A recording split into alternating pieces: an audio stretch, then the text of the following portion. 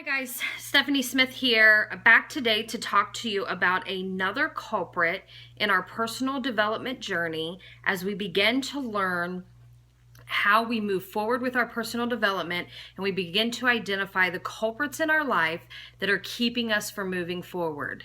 So today is the first video in this series talking about our strengths versus our weaknesses. And so today what I want to spend time talking to you guys about is identifying our strengths, moving forward with our strengths, spending our energy on our strengths, and forgetting about our weaknesses.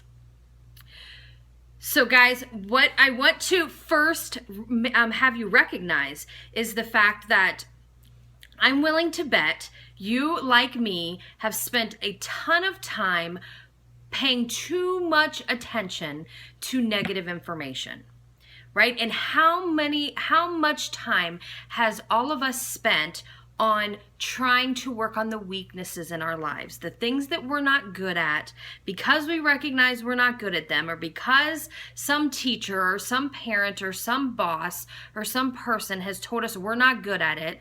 So we've spent all our time and energy trying to get better at it.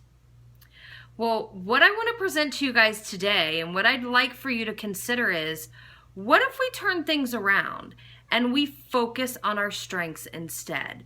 We forget about spending all that time on our weaknesses, and we focus all that time and our energy on our strengths.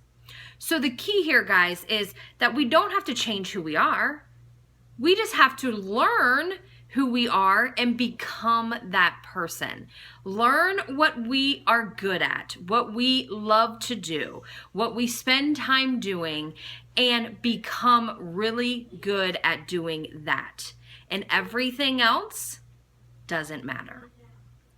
So what I'm saying to you guys is, play on your strengths. We are going to learn today how we begin the journey to play on our strengths. So before we go too far, what I want to do is let's go through an exercise. Okay, let's go through an exercise that's going to help us identify our strengths. And guys, I'm not talking about strengths like, am I organized? Am I detail oriented? Am I a good listener? I'm not talking about these strengths.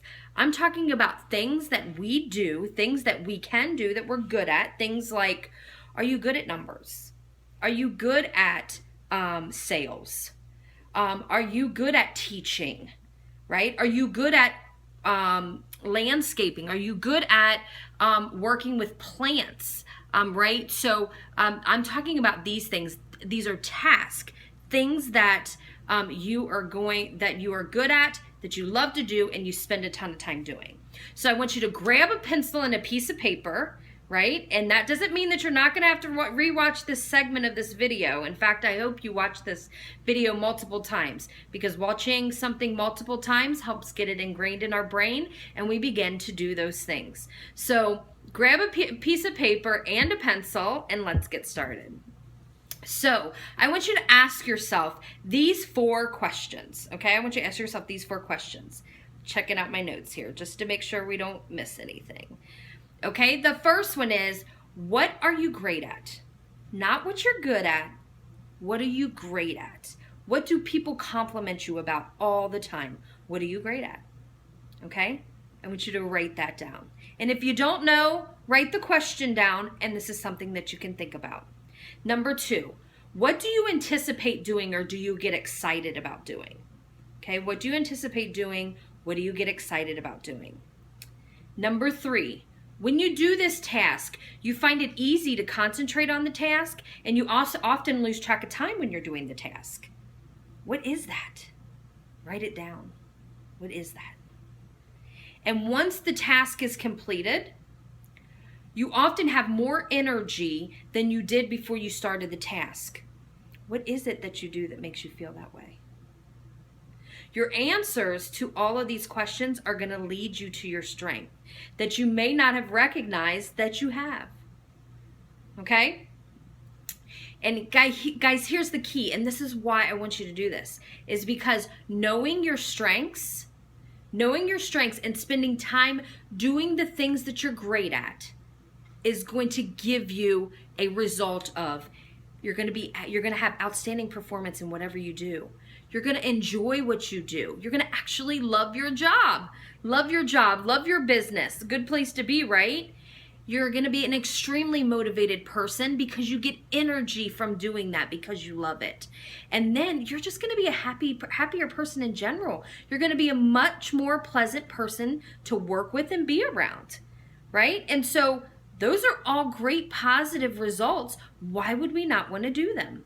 Right? And studies have shown that when you understand your strengths and you know what your strengths are, you can recognize your weaknesses much easier.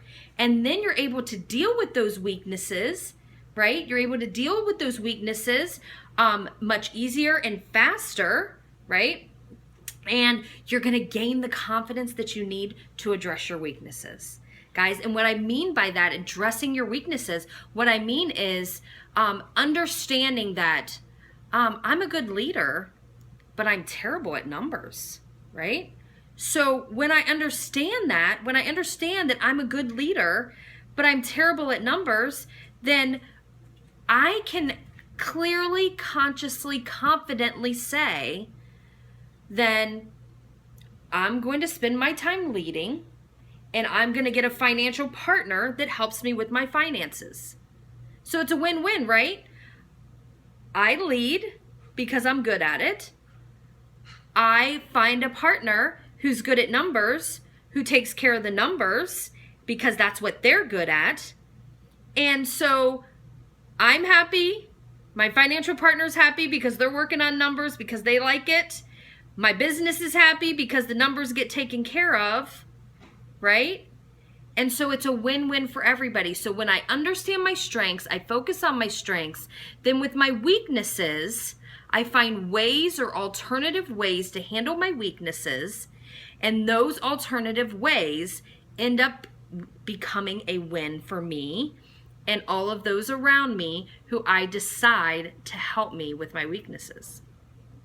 So guys, keep in mind, you can't be great at everything. We all cannot be great at everything.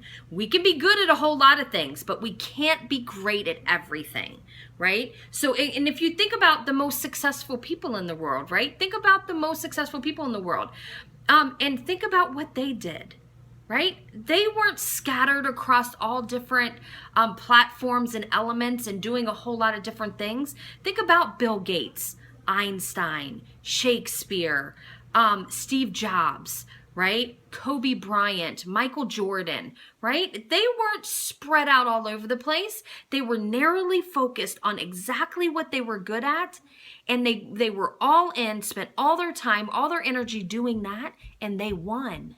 They won. And the things that they were bad at, what did they do? They built a team, put a team around themselves, and those were the people that compensated for their weaknesses. And when the people say it takes a village, it does take a village to be successful and win. Because you are the leader, you focus on your strengths, and your weaknesses you fill in behind you, right? You fill in behind you with people and a team that are good at those things. So guys, spend the most of your time on the right things. Everything else is going to fall into place. You're going to find people to fill those gaps. That's the point, okay? So it's time for you to start focusing on what you're passionate about. Focus all of your energy on exploring the things that bring you the most satisfaction, and try to make your career. Try to make a career or a business at doing it. How can you monetize what you're passionate about?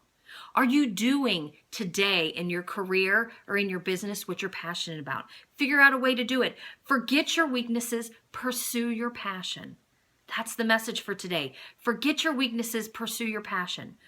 The point is, why waste your time on your struggles when you can be spending time doing the stuff that you love?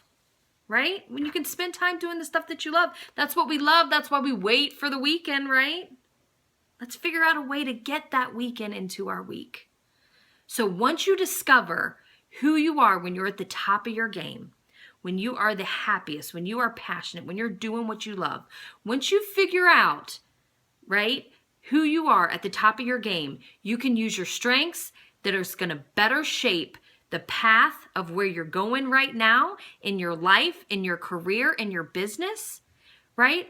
And in the next phase of where you're headed. So guys, I hope this was helpful. It is an exciting topic for me to talk about. It is something that I am actively doing every day in my career, in my business, and in my life. And so I hope this was helpful for you. And if it was, feel free to like, comment, or share this with someone that you know. And we will be back soon with another video on forget your weaknesses and play on your strengths. Take care, guys. We'll talk to you soon.